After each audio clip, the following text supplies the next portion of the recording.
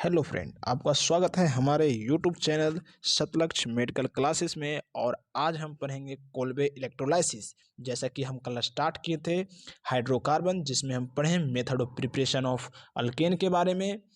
बहुत सारे हम मेथड पढ़े जिससे कि हम अल्केन बना सकते हैं। तो आज हम एक नया मेथड पढ़ने जा रहे हैं, कोल्बे इलेक्ट्रोलाइसिस, जिससे कि हम अल्केन बना सकते हैं। आइए स्टार्ट करते हैं। और स्टार्ट करने से पहले प्लीज़ हमारे चैनल को एक बार लाइक करें, सब्सक्राइब करें और ज़्यादा से ज़्यादा शेयर करें।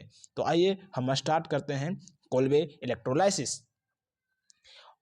तो इसमें क्या है, सुनिए ध्यान से और समझिए कि on electrolysis of sodium and potassium salt of carboxylic acid alkane is obtained as product. मतलब सोडियम या पोटेशियम का साल्ट ऑफ कार्बोक्सिलिक एसिड होता है, तो उसको इलेक्ट्रोलाइसिस करने से हमें क्या मिलता है? अल्केन मिलता है।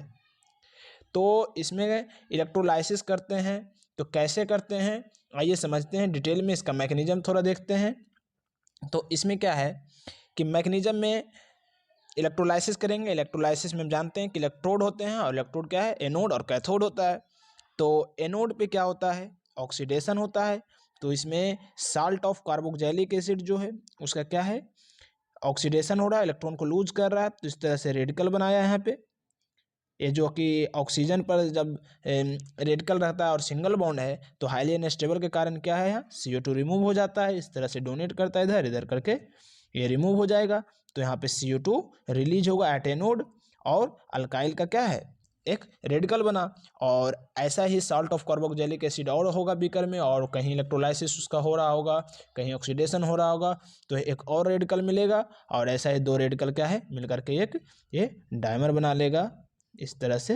तो हमें अल्केन मिलेगा। और अल्केन कहाँ मिलेगा? एनोड पे मिलेगा। अब कैथोड पर है क्या है कि कैथोड पे रिडक्शन होगा। तो वाटर का क्या है? रिडक्शन हो रहा है, यहाँ OH माइनस और H का रेडिकल मिल रहा है। तो ऐसा ऐसा रेडिकल दो मिल करके क्या है, H2 गैस रिलीज करेगा। कहाँ पे? कैथोड पे। और Na और OH जो रिलीज हो रहा है, NaOH मिलेगा कहाँ पे? कैथोड पे। तो इसमें सिंपल आज क्या करना है कि कोल्बे इलेक्ट्रोलाइसिस में कि एनोड पे तो अल्केन मिलता है और CO2 गैस रिलीज हो रहा है, कैथोड पे H2 गैस और NaOH रिलीज हो रहा है।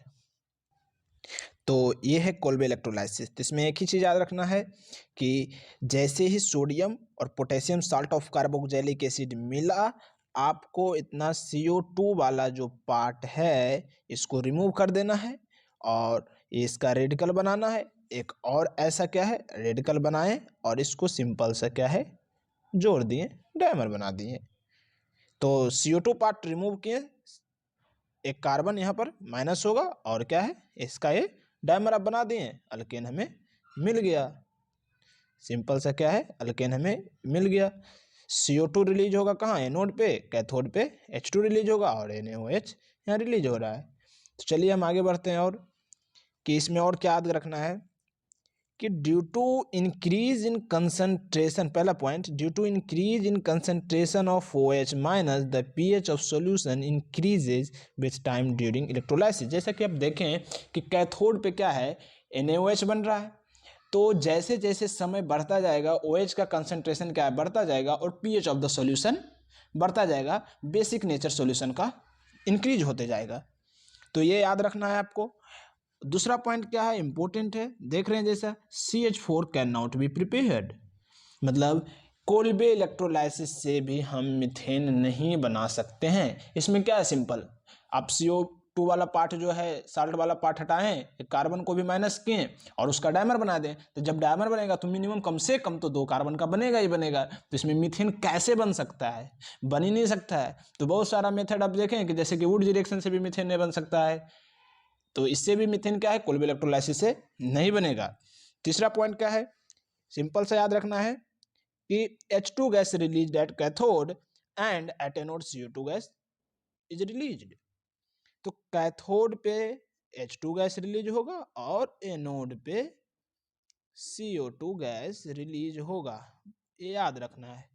सिंपल आपको याद रखना है क्या कि कैथोड पे H2 गैस और एनोड पे CO2 गैस रिलीज है।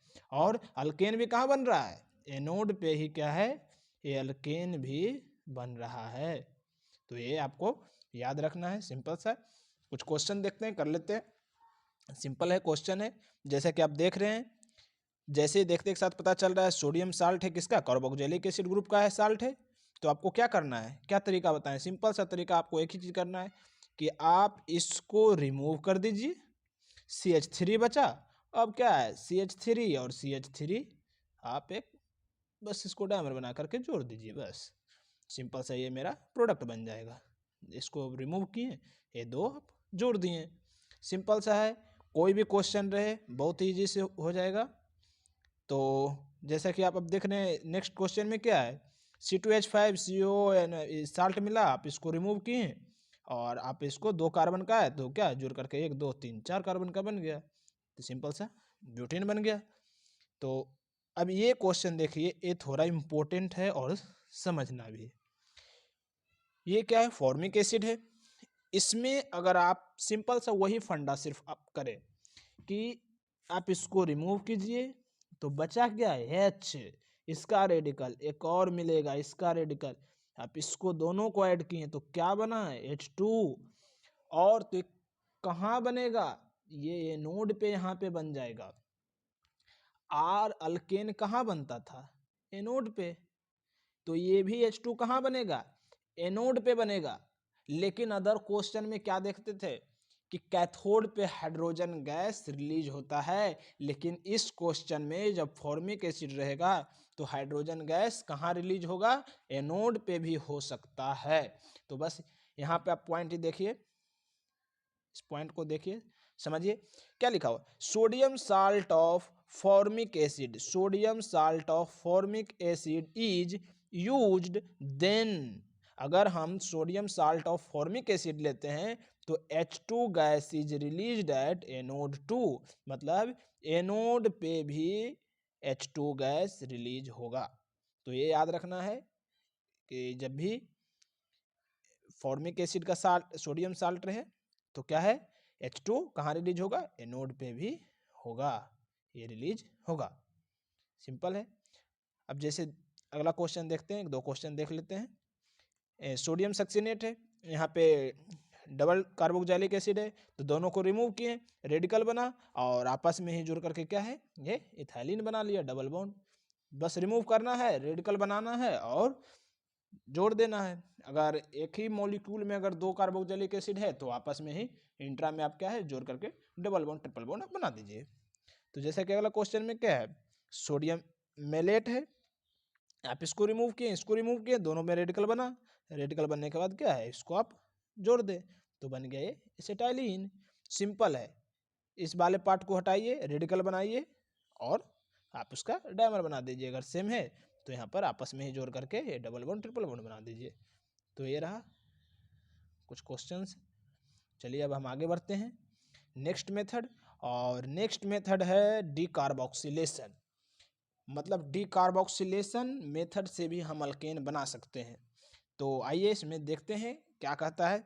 तो डीकार्बोक्सिलेशन में क्या कर रहा है कि removal of CO2 from carboxylic acid is known as decarboxylation. नाम ही क्या है, डीकार्बोक्सिलेशन, मतलब CO2 ग्रुप का क्या है, रिमूव होना ही क्या कहते हैं, डीकार्बोक्सिलेशन कहते हैं। तो वही बोला है, removal of CO2 from carboxylic acid is known as decarboxylation. अब इसमें रिएजेंट क्या रहता है, कोई भी रिएक्शन है उसका खास रिएजेंट हमको याद करना पड़ता है। जैसे आप देखे हैं वुड्स रिएक्शन का क्या है, अलग अलग तरीके के, तो इसमें भी है डिकार्बोक्सिलेशन में क्या है, तो रिएजेंट क्या यूज होगा, तो NaOH प्लस CaO, जिसको कि हम सोडा लाइम कहते हैं, क्या कहते हैं, सोडा लाइम। तो इसमें आपको कार्बोक्सिलिक एसिड देगा, जो भी कार्बोक्सिलिक एसिड देगा आपको सिंपल सा उसको CO2 वाला पार्ट हटा देना है।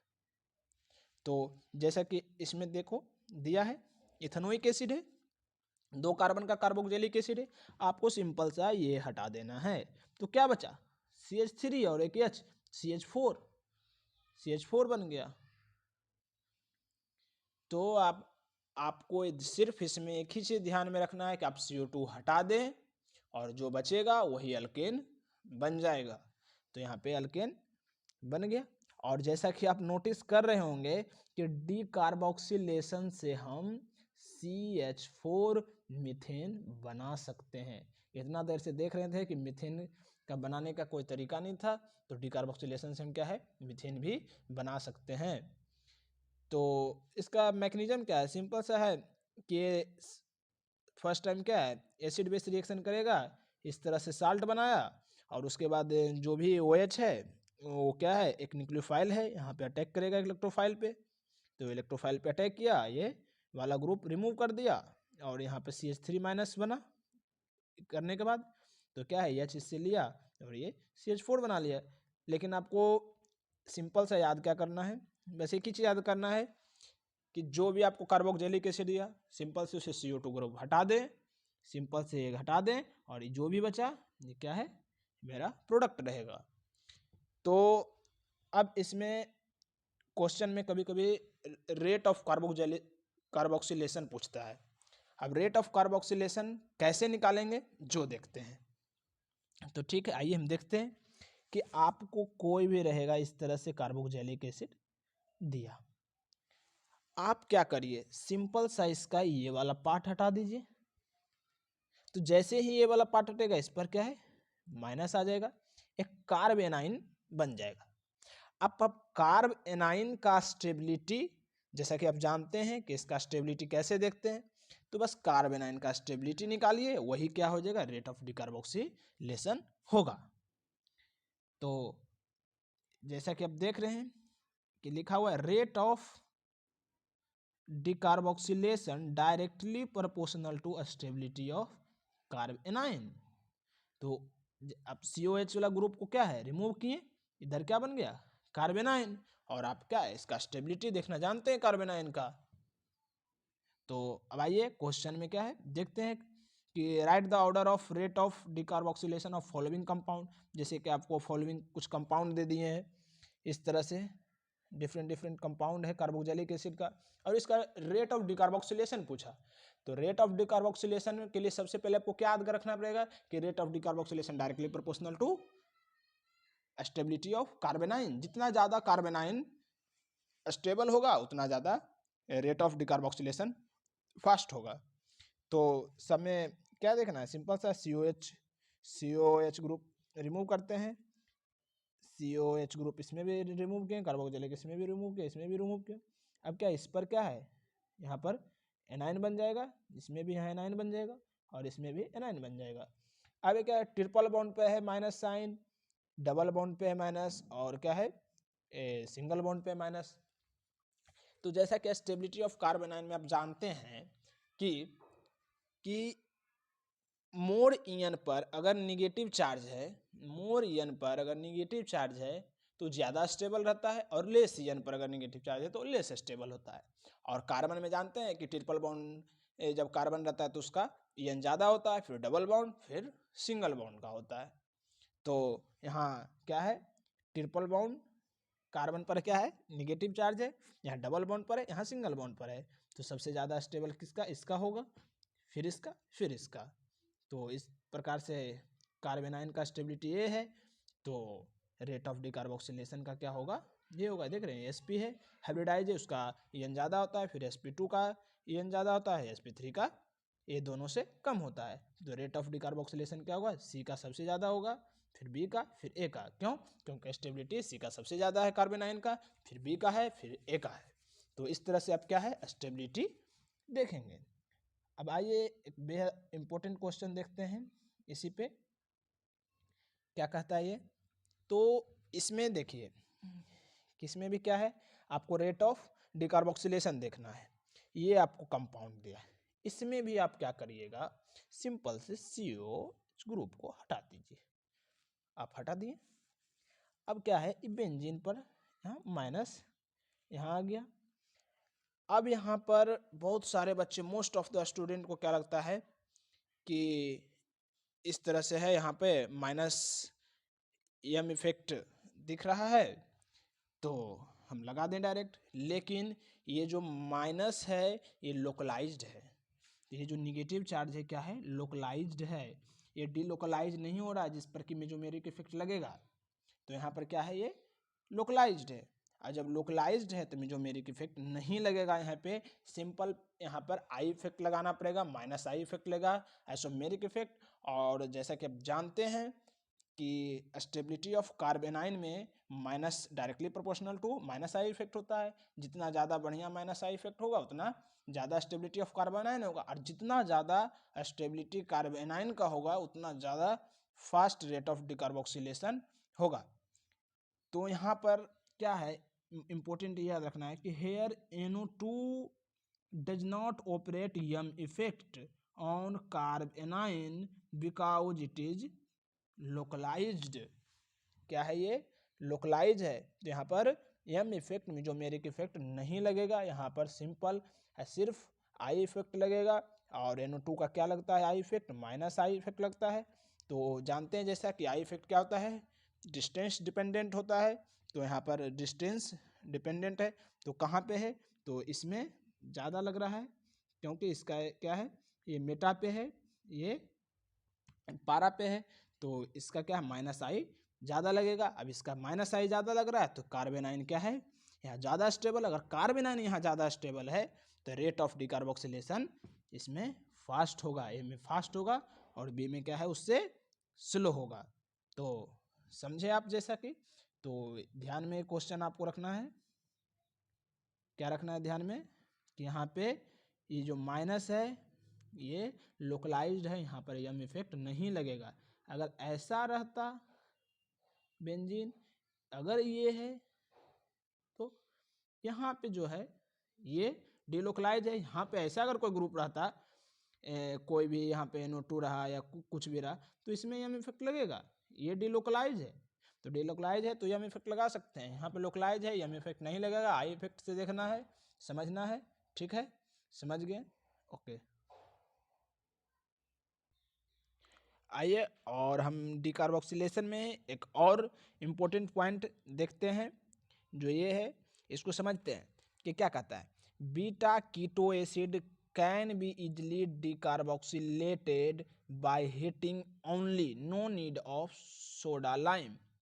तो इसमें क्या है, डिकार्बोक्सिलेशन में क्या होता था कि डिकार्बोक्सिलेशन में सोडा लाइम है ना, सोडा लाइम का जरूरी पड़ता था कि सोडा लाइम ही रिएजेंट के प्रेजेंस में क्या है, कोई भी कार्बोक्सिलिक एसिड से क्या है, डिकार्बोक्सिलेशन होता था, CO2 ग्रुप हटता था। लेकिन जब बीटा कीटो एसिड रहा तो उसमें इजीली डिकार्बोक्सिलेटेड हो सकता है, सिर्फ हम हीट करें तो। आप समझते हैं बीटा एसिड किसको कहते हैं, बीटा कीटो एसिड किसको कहते हैं। तो जैसा कि आप यहाँ देख रहे हैं कि क्या है, कार्बोक्सिलिक ग्रुप है, उसके जस्ट एडजेसेंट में जो कार्बन है क्या है, अल्फा हो जाएगा, और उसके जो एडजेसेंट में कार्बन है वो बीटा कार्बन कहलाएगा। अगर उस पे डबल ओ बॉन्ड रहा, मतलब कीटो ग्रुप लगा है बीटा पोजीशन पर, किसके बीटा पोजीशन पर, कार्बोक्सिलिक ग्रुप के बीटा पोजीशन पर अगर कीटो ग्रुप लगा है तो उसको क्या बोलेंगे, बीटा कीटो एसिड। जैसे ही ऐसा स्ट्रक्चर आपको दिखता है कि बीटा कीटो एसिड, इसको सिंपल हीट करेंगे तो डायरेक्ट क्या हो जाएगा, डिकार्बोक्सिलेशन होगा। और वही डिकार्बोक्सिलेशन में क्या है, आप इसको रिमूव कर दे, रिमूव करने के बाद जो बचा है वो यहाँ पे एसीटोन बना। तो सिंपल से क्या है, इसको ये याद रखना है कि डिकार्बोक्सिलेशन अगर बीटा कीटो एसिड रहा तो उसमें सोडा लाइम का कोई भी नीड नहीं रहेगा। डायरेक्ट आप हीट करें, डिकार्बोक्सिलेशन होगा, CO2 ग्रुप ये क्या है, रिमूव हो जाएगा और ये आपको एसीटोन बनेगा। देख रहे हैं CO2 रिमूव हो रहा है। तो अब आगे बढ़ते हैं, और नेक्स्ट मेथड है अल्केन का प्रिपरेशन का फ्रॉम अल्काइल हैलाइड, कि हम अल्काइल हैलाइड से क्या है, अल्केन को बना सकते हैं बाय रिडक्शन। अल्काइल हैलाइड को हम जब रिड्यूस करते हैं कुछ रिड्यूसिंग एजेंट के प्रेजेंस में, तो क्या है, हमें अल्केन बनता। अब वो रिड्यूसिंग एजेंट को बस याद रखना है कि कौन कौन सा रिड्यूसिंग एजेंट है। तो रिड्यूसिंग एजेंट में भी क्या क्या है, तो जितने भी देख रहे हैं मेटल है, मेटल के साथ एसिड HCl एसिड है, कार्बोक्सिलिक एसिड है, उसके साथ जितने भी एसिड है, मतलब जैसे मेटल प्लस एसिड, तो ये क्या है, एक रिड्यूसिंग एजेंट की तरह काम करता है। किसकी तरह काम करता है, रिड्यूसिंग एजेंट की तरह ये काम कर रहा है। और इतने के प्रेजेंस में अगर कोई भी अल्काइल हैलाइड रहा तो ये सीधा क्या है, अल्केन में कन्वर्ट हो जाएगा। और एक और रिड्यूसिंग एजेंट है LiLH4, बहुत ही फेमस रिड्यूसिंग एजेंट है। इसके बारे में और आगे पढ़ेंगे जब रिडक्शन वाला टॉपिक पढ़ेंगे। तो इसमें क्या है, LiLH4 में याद रखना है कि LiLH4 में क्या है, फॉर 1 डिग्री और 2 डिग्री अल्काइल हैलाइड ही होना चाहिए। ये जो अल्काइल हैलाइड होना चाहिए LiLH4 के प्रेजेंस में, LiLH4 के प्रेजेंस में क्या होगा, ओनली 1 डिग्री या 2 डिग्री अल्काइल हैलाइड ही होना चाहिए। तो अल्केन में कन्वर्ट करेगा, किस में, अल्केन में कन्वर्ट करेगा। और अगर 3 डिग्री अल्काइल हैलाइड रहा इन प्रेजेंस ऑफ LiLH4 तो अल्कीन बना देगा। क्या बना देगा, अल्कीन, नॉट अल्केन। तो आपको सिंपल से याद रखना है, क्या याद रखना है, सो देखिए RX किसके प्रेजेंस में, LiL4 के प्रेजेंस में अगर ये 1 डिग्री है या 2 डिग्री है तब तो सिंपल अल्केन बनाएगा। क्या बनाएगा, अल्केन। और अगर RX अगर 3 डिग्री है किसके प्रेजेंस में, तो Li वही LH4 के प्रेजेंस में, तो ये अल्कीन बनाएगा। बस ये इंपॉर्टेंट याद रखना है कि ये रिड्यूसिंग एजेंट भी अल्केन बना सकता है अल्काइल हैलाइड से, लेकिन 1 डिग्री और 2 डिग्री रहेगा सिर्फ तो। और अगर 3 डिग्री रहा तो अल्केन ना बना करके अल्कीन बनाएगा बाय एलिमिनेशन रिएक्शन, हम जिसके बारे में आगे डिस्कस करेंगे। तो इसमें बस एक ही चीज़ समझना है, क्या है कि simple alkyl halide reducing agent के प्रेजेंस में क्या है, अल्केन बना रहा है। कौन कौन सा रिड्यूसिंग एजेंट, तो मेटल प्लस एसिड देख रहे हैं, रिड्यूसिंग एजेंट की तरह काम कर रहा है। और LiLH4, और LiLH4 जैसे आया तो 1 डिग्री 2 डिग्री रहा तो अल्केन बनाएगा, अगर 3 डिग्री रहा तो अल्कीन बनाएगा। तो ये तरीका रहा क्या है, अल्केन बनाने का। और नेक्स्ट में हम चर्चा करते हैं reduction by red phosphorus 150 degree Celsius. ये बेहद इंपॉर्टेंट है, very very important. Reduction by red phosphorus and HI। Reduction एक ऐसा ये रिड्यूसिंग एजेंट है, रेड फास्फोरस प्लस HI, किसके सामने जितने भी ग्रुप मिले, चाहे कोई हो, अल्डिहाइड हो, कीटोन हो, एसिड हैलाइड हो, कार्बोक्सिलिक एसिड हो, अल्कोहल हो, ईथर हो, या कैसा भी अल्काइल हैलाइड भी हो, अगर रेड फास्फोरस और HI आता है रिड्यूसिंग एजेंट तो सिंपल से आपको अल्केन बना देना है। मतलब ये सिंपल जितने भी मिलता है सिंपल सबको रिड्यूस करके अल्केन में कन्वर्ट कर देता है। जैसा कि आप देख रहे हैं, क्या देख रहे हैं कि ये क्या अल्डिहाइड है, कीटोन है, acid halide, carboxylic acid, alcohol, ether, alkyl halide है। तो सिंपल से रेड फास्फोरस और HI के प्रेजेंस में इसको सिंपल से रिमूव किया और क्या बना दिया, अल्केन। इसको O को हटाया, बना क्या बना दिया, अल्केन। इसको भी रिमूव किया, क्या अल्केन बनाया। इसको भी रिमूव किया, कार्बन को रिमूव नहीं करेगा, अल्केन। OH को हटाया, अल्केन। इसमें क्या है, इसको बीच से हटाया तो 2 अल्केन बना है, इसमें भी हटा करके क्या अल्केन बना। तो बस ये आपको यहाँ पे ध्यान रखना है। जैसा कि यहाँ पे देख रहे हैं, एक पॉइंट है कि in the above reaction I2 is found in the product, so red phosphorus is use to remove I2। तो ऊपर में क्या है, रेड फास्फोरस जो ले रहे हैं HI के प्रेजेंस में, तो HI के प्रेजेंस में क्या है, I2 बना रहा है।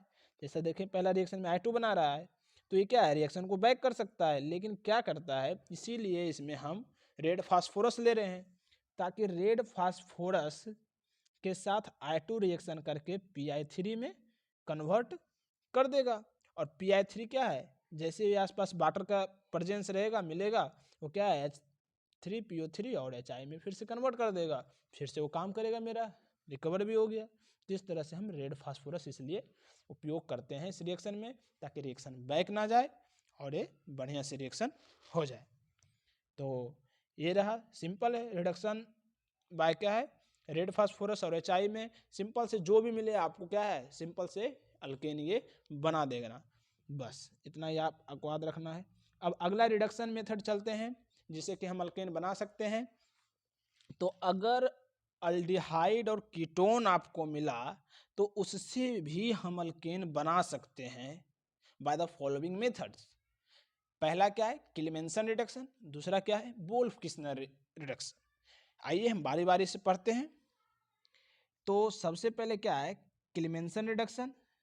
क्लेमेंसन रिडक्शन तो इसमें आपको नाम जैसे ही नाम आया उसके साथ आपको रिएजेंट को पहचानना होगा।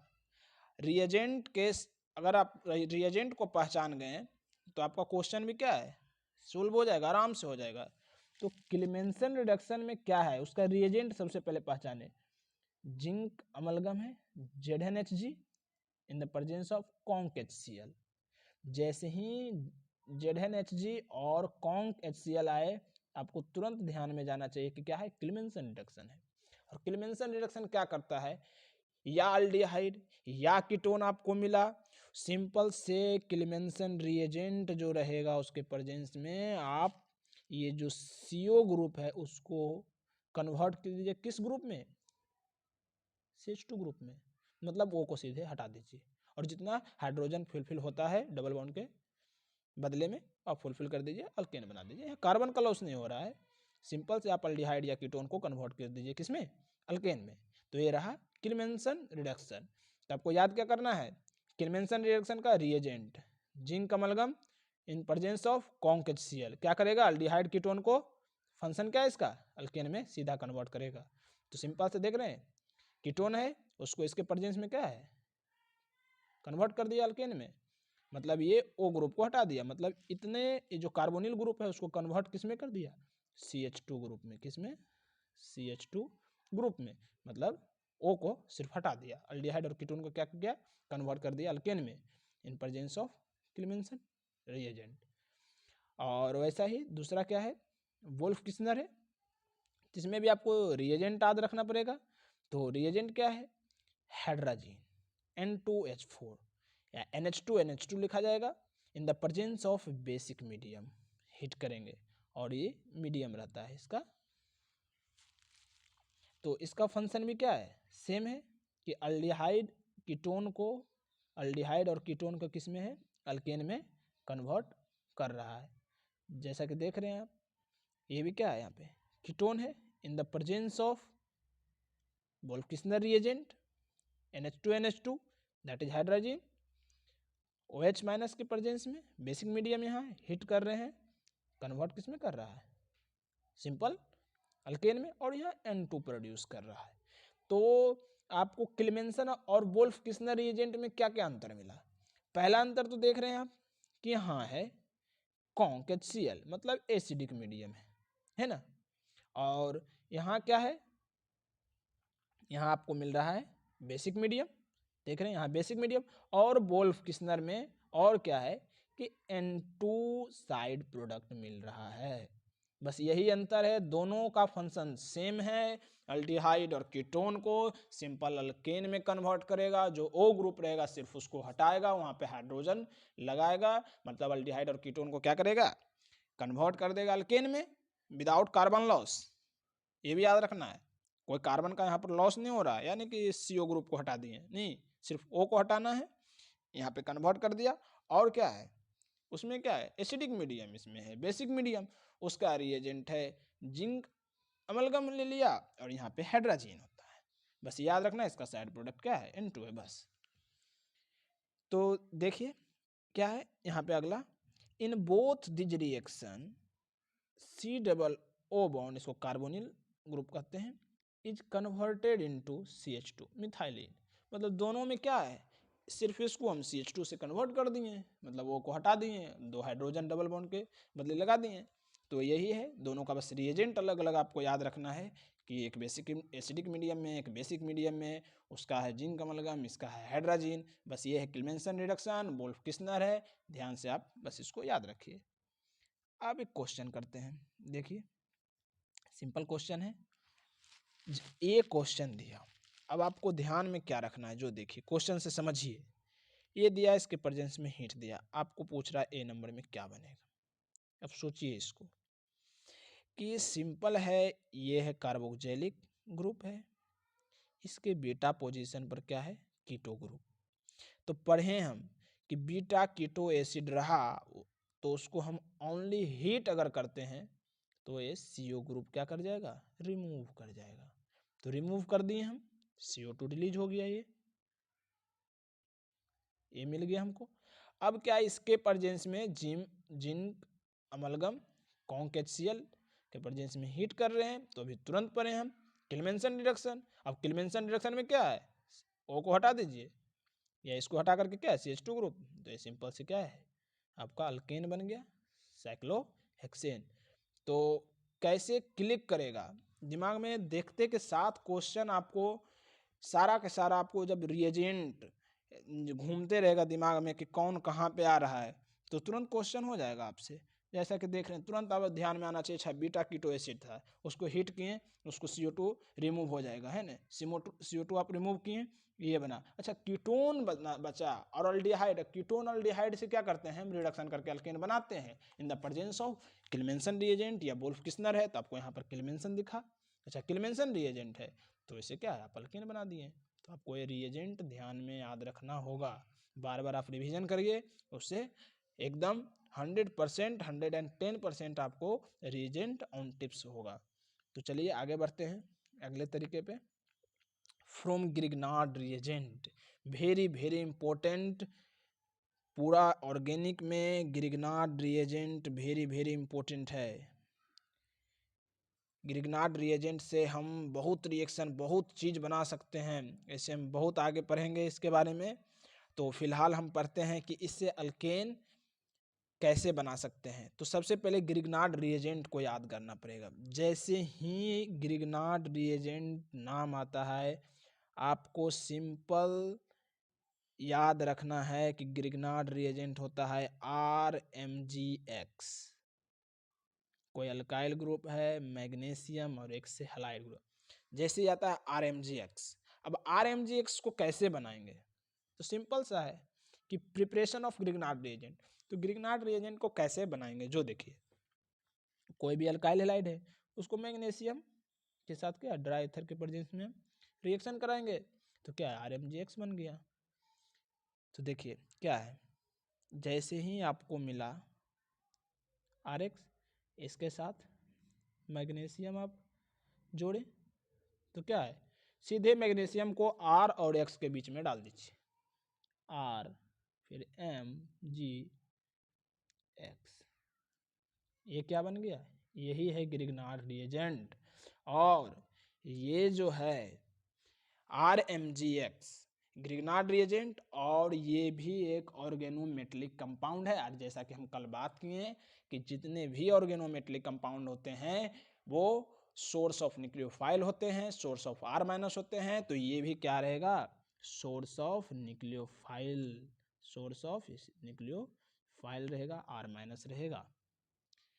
तो ग्रिग्नार्ड रिएजेंट में क्या है, एक ऑर्गेनोमेटेलिक कंपाउंड है, तो ये भी सोर्स ऑफ R- रहेगा। तो इस तरह से देख रहे हैं, मिला है, ड्राई ईथर के प्रेजेंस में याद रखना है। तो RMgX बना, ये भी सोर्स क्या रहेगा, R- का रहेगा, न्यूक्लियोफाइल होता है R-। तो जैसा कि एग्जांपल है CH3 रहे, अल्काइल हैलाइड रहे या एराइल हैलाइड रहे, Mg के प्रेजेंस में क्या है ड्राई ईथर करेंगे, तो ये रहा ग्रिग्नार्ड रिएजेंट। तो ग्रिग्नार्ड रिएजेंट में क्या अल्काइल भी हो सकता है, एराइल भी हो सकता है, ये नहीं कि बेंजीन ग्रुप नहीं आएगा, बेंजीन ग्रुप भी आ सकता है, बेंजीन ग्रुप भी, कोई अल्काइल ग्रुप भी आ सकता है, कितना भी कार्बन हो आ सकता है, ऑर्गेनोमेटेलिक कंपाउंड है, R- का सोर्स रहेगा। सिंपल ग्रिग्नार्ड रिएजेंट सीख गए। और अब क्या है कि देखो Grignard reagent as a nucleophile भी रिएक्ट कर सकता है, एज ए बेस भी रिएक्ट कर सकता है। तो ग्रिग्नार्ड रिएजेंट के R- का सोर्स है, वो न्यूक्लियोफाइल की तरह भी काम करेगा और बेस की तरह भी काम करेगा। अब समझना है कि बेस की तरह कब कब काम करेगा। जब उसके सामने में कोई एसिडिक H रहेगा तो क्या है, H को एक्सट्रैक्ट करेगा। अगर H को एक्सट्रैक्ट कर रहा है तो बेस की तरह काम करेगा। और अब H, अब कैसे समझेंगे कि एसिडिक H है यहाँ आगे में, तो ये यहाँ पे देखना है कि Grignard reagent behaves like base and react with compound containing acidic H। Acidic H के साथ क्या है, वो रिएक्ट करेगा। तो एसिडिक H अगर nitrogen, oxygen, fluorine, sulphur, chlorine, bromine, iodine, ये सब के साथ अगर हाइड्रोजन दिखता है तो सिंपल से उससे हाइड्रोजन ले लेगा, यहाँ R- तो क्या है, अल्केन बन जाएगा। यहाँ एक कार्बन भी लिखा हुआ है, तो कार्बन में याद रखना है कि ओनली सम केसेस, कुछ ही केस कार्बन का होता है कि उससे अगर अटैच हाइड्रोजन है तो वो एसिडिक H की तरह काम करेगा और उससे क्या है, H एब्स्ट्रैक्ट कर लेगा ग्रिग्नार्ड रिएजेंट और अल्केन बना देगा। तो कौन कौन सा केस है जो देखते हैं, देखिए सबसे पहले तो ऐसे पेंटाडाइन रहा, या ये एसिटिलीन रहा, और या ऐसा स्ट्रक्चर रहा। तो इससे अगर H ले, या यहाँ से कोई H ले, या बीच से यहाँ से H ले, तो इस तरीके में ये एसिडिक H की तरह काम करेगा और ग्रिग्नार्ड रिएजेंट इसमें बेस की तरह बिहेव करेगा।